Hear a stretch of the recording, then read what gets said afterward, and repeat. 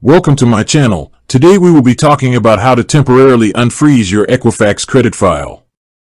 A credit freeze is a great tool for protecting yourself from identity theft, but you'll need to lift it when you apply for new credit, like a loan or a new credit card. Temporarily unfreezing, or thawing, your credit file allows a specific creditor to access your report for a limited time. There are 3 ways to temporarily unfreeze your Equifax credit file. The easiest and fastest way is online. You can log into your My Equifax account and manage your freeze directly. You can set a specific date range for the temporary lift, and the freeze will be automatically reapplied once that period ends.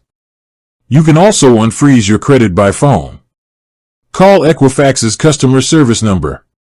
Be ready to provide personal information to verify your identity. Finally, you can submit a request by mail. You'll need to download and fill out the necessary form from the Equifax website and mail it along with copies of documents that prove your identity.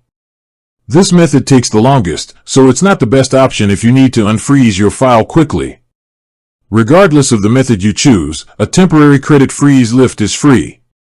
Be sure to only unfreeze your credit with the bureau that your potential creditor uses to run their credit checks.